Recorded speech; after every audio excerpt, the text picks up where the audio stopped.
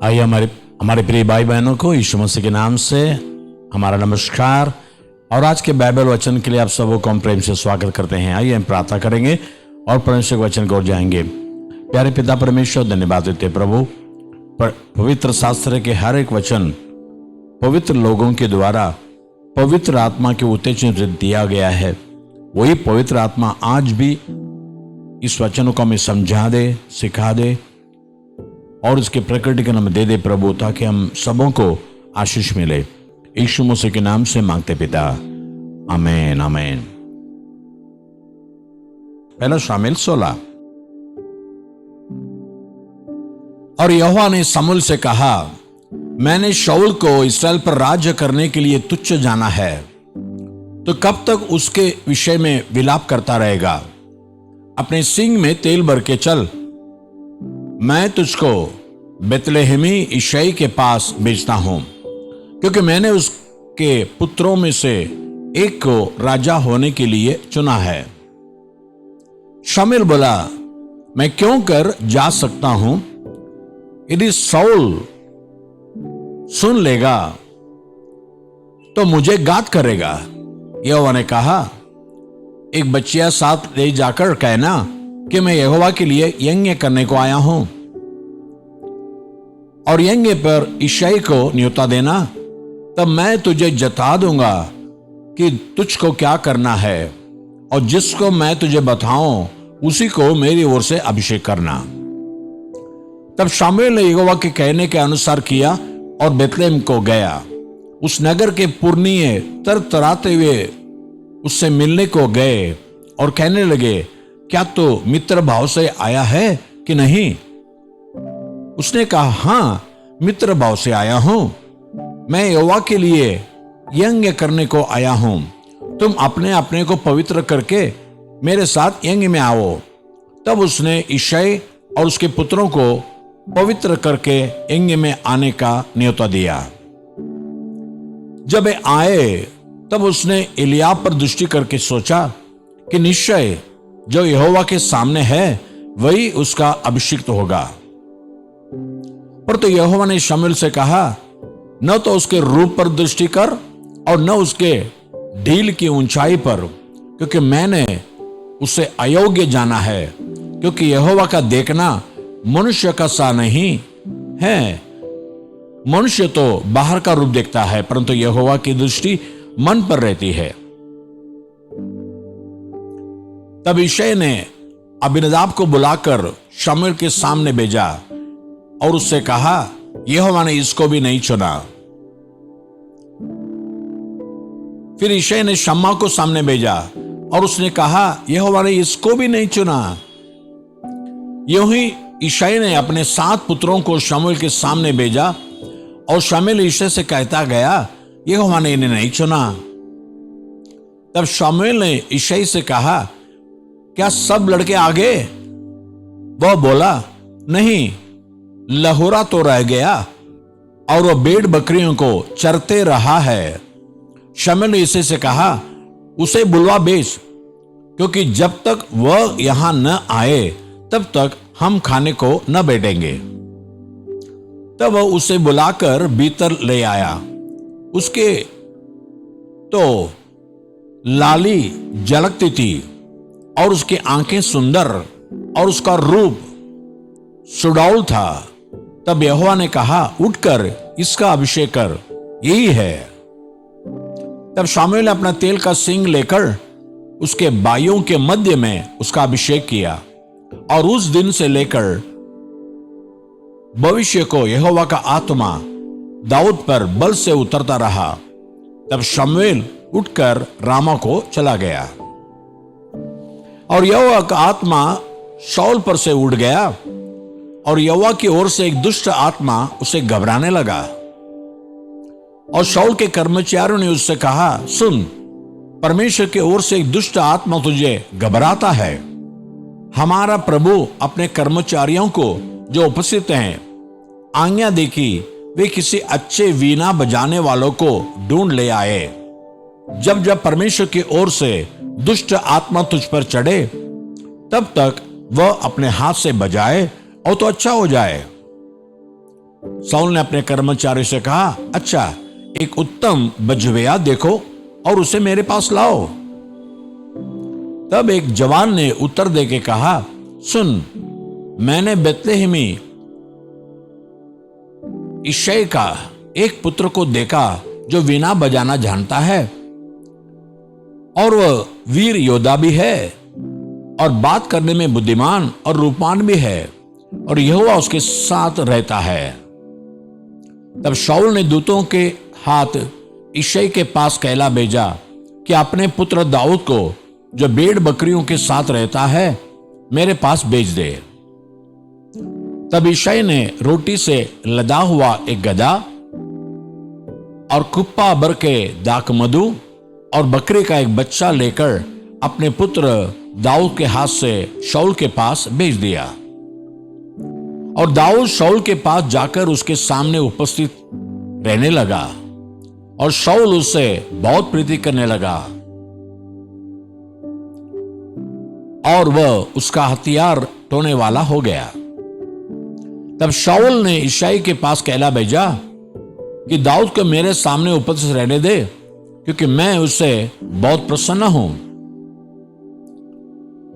और जब जब परमेश्वर की ओर से वह आत्मा शाऊल पर चढ़ता था, तब तब दाऊद वीणा लेकर बजाता और शाऊल चैन पाकर अच्छा हो जाता था और वह दुष्ट आत्मा उसमें से हट जाता था।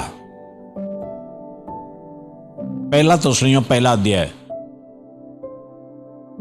पौलुस और सिलवानुस और तीमुथियुस की ओर से थिस्सलुनीकियों की कलीसिया के नाम, जो परमेश्वर पिता और प्रभु यीशु मसीह में है, अनुग्रह और शांति तुम्हें मिलती रहे।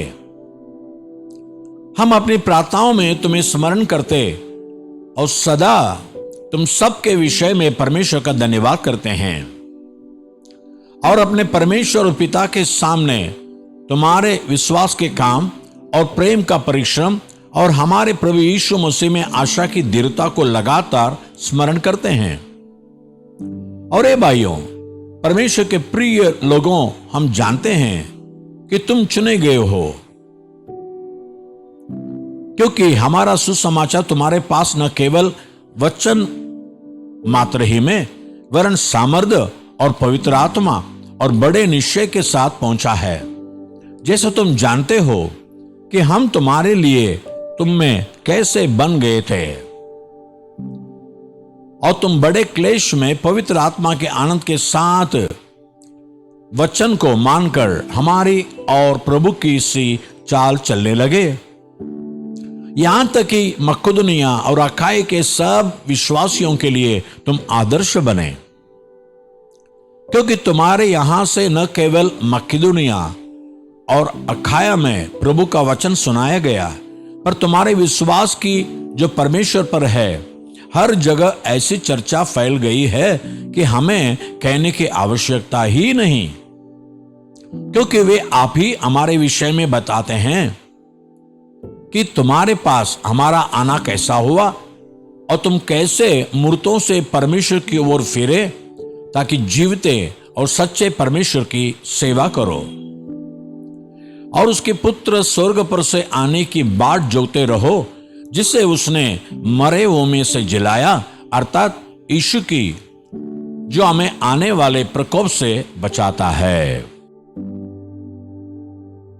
पहला थिस्सलुनीकियों दूसरा अध्याय में पढ़ लेंगे। हे भाइयों, तुम आप ही जानते हो कि हमारा तुम्हारे पास आना व्यर्थ नहीं हुआ, वरन तुम आप ही जानते हो कि पहले फिलिप्पी में दुख उठाने और उपद्रव सहने पर भी हमारे परमेश्वर ने हमें ऐसा हियाव दिया कि हम परमेश्वर का सुसमाचार बारी विरोधों के होते हुए भी तुम्हें सुनाए। क्योंकि हमारा उपदेश न भ्रम से है और न अशुद्धता से और चल के साथ है, पर जैसा परमेश्वर ने हमें योग्य ठहरा कर सुसमाचार सौंपा, हम वैसा ही वर्णन करते हैं। और इसमें मनुष्य को नहीं, परंतु परमेश्वर को, जो हमारे मनों को जांचता है, प्रसन्न करते हैं। क्योंकि तुम जानते हो कि हम न तो कभी लल्लोपतों की बात किया करते थे और न लोभ के लिए बहाना करते थे। परमेश्वर गवाह है। और यद्यपि हम मसीह के प्रेरित होने के कारण तुम पर बोझ डाल सकते थे, तो भी हम मनुष्य से आदर नहीं चाहते थे, और तुमसे न और किसी से। पर तो जिस तरह माता अपने बालकों का पालन पोषण करती है, वैसे ही हमने भी तुम्हारे बीच में रहकर कोमलता दिखाई है। और वैसे ही हम तुम्हारी लालसा करते हुए न केवल परमेश्वर की सुसमाचार पर अपना अपना प्राण भी तुम्हें देने को तैयार थे, इसलिए कि तुम हमारे प्यारे हो गए थे। क्योंकि हे भाइयों, तुम हमारे परिश्रम और कष्टों को स्मरण रखते हो कि हमने इसलिए रात दिन काम धंधा करते हुए तुम्हें परमेश्वर का सुसमाचार प्रचार किया कि तुम में से किसी पर बार न हो। तुम आप ही गवाह हो और परमेश्वर भी कि तुम्हारे बीच जो विश्वास रखते हो, हम कैसी पवित्रता और धार्मिकता और निर्दोषता से रहे। जैसे तुम जानते हो कि जैसा पिता अपने बालकों के साथ बर्ताव करता है, वैसे ही हम तुम में से हर एक को भी उपदेश करते और शांति देते और समझाते थे कि तुम्हारा चाल चलन परमेश्वर की योग्य हो, जो तुम्हें अपने राज्य और महिमा में बुलाता है। इसलिए हम भी परमेश्वर का धन्यवाद निरंतर करते हैं कि जब हमारे द्वारा परमेश्वर के सुसमाचार का वचन तुम्हारे पास पहुंचा, तो तुमने उस मनुष्य का नहीं परंतु परमेश्वर का वचन समझकर, और सचमुच का ऐसा ही है, ग्रहण किया। और वह तुम में जो विश्वास रखते हो प्रभावशाली है। इसलिए कि तुम हे भाइयों परमेश्वर की उन कलीसियाओं की सी चाल चलने लगे जो यहूदिया में मसीह यीशु में है, क्योंकि तुमने भी अपने लोगों से वैसा ही दुख पाया जैसा उन्होंने यहूदियों से पाया था, जिन्होंने प्रभु यीशु को और भविष्यद्वक्ताओं को भी मार डाला और हमको सताया, और परमेश्वर उनसे प्रसन्न नहीं, और वे सब मनुष्यों का विरोध करते हैं। और वे अन्य जातियों से उनके उद्धार के लिए बातें करने से हमें रोकते हैं कि सदा अपने पापों का नपुआ बरते रहे, पर उन पर भयानक प्रकोप आ पहुंचा है। हे भाइयों, जब हम थोड़ी देर के लिए मन में नहीं वरन प्रकट में तुमसे अलग हो गए थे, तो हमने बड़ी लालसा के साथ तुम्हारा मुंह देखने के लिए और भी अधिक यत्न किया। इसलिए हमने अर्थात मुझ पौलुस ने एक बार नहीं वरन 2 बार तुम्हारे पास आना चाहा, वो तो शैतान हमें रोके रहा। भला हमारी आशा या आनंद या बड़ाई का मुकुट क्या है?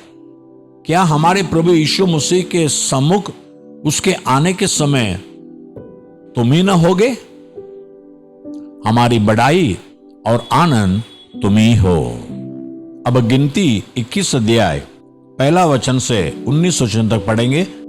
तब अराद का कनानी राजा जो दक्षिण देश में रहता था, यह सुनकर कि जिस मार्ग से वे बेदिए आए थे उसी मार्ग से भी इजरायली आ रहे हैं, इस्राएल से लड़ा और उनमें से कितनों को बंधुआ कर लिया। तब इस्राएलियों ने यहोवा से यह कहकर मन्नत मानी कि यदि तू सचमुच उन लोगों को हमारे वश में कर दे, तो हम उनके नगरों को सत्यानाश कर देंगे। इस्राएल की बात सुनकर यहोवा ने कनानियों को उनके वश में कर दिया, सो उन्होंने उनके नगरों समेत उनको भी सत्यानाश किया। इससे उस स्थान का नाम होरमा रखा गया।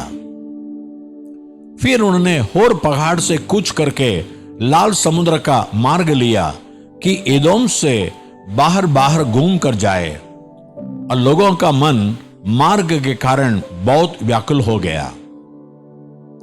सब परमेश्वर के विरुद्ध बात करने लगे और मूसा से कहा तुम लोग हमको मिस्र से जंगल में मरने के लिए क्यों ले आए हो?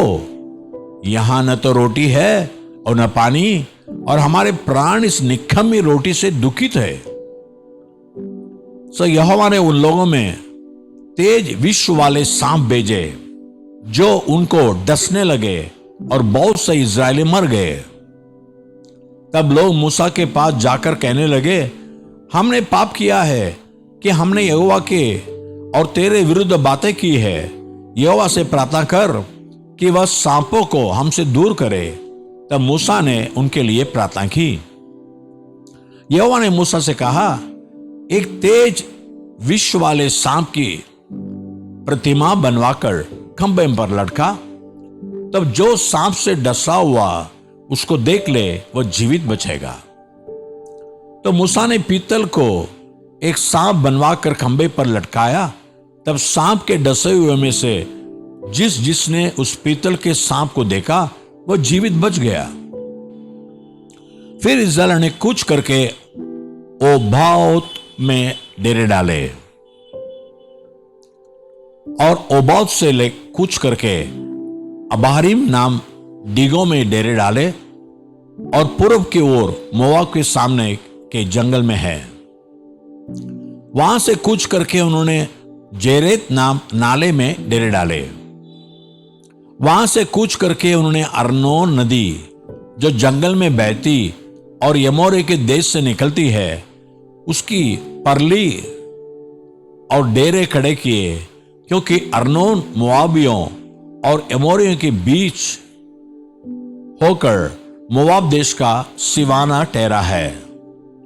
इस कारण यहोवा के संग्राम नाम पुस्तक में इस प्रकार लिखा है कि सुपा में बाहेब और अर्नोन के नाले और उन नालों की ढलान जो आर नाम नगर की ओर है और जो मोआब के सिवाने पर है। फिर वहां से कूच करके वे बैर तक गए। वहां वही कुआं है जिसके विषय में यहोवा ने मूसा से कहा था कि उन लोगों को इकट्ठा कर और मैं उन्हें पानी दूंगा। उस समय इस्राएल ने यह गीत गाया कि हे कुएं उबला, उस कुएं के विषय में गाओ जिसको हाकिमों ने खोदा और इस्राएल के रईसों ने अपने सोंटों और लाठियों से खोद लिया।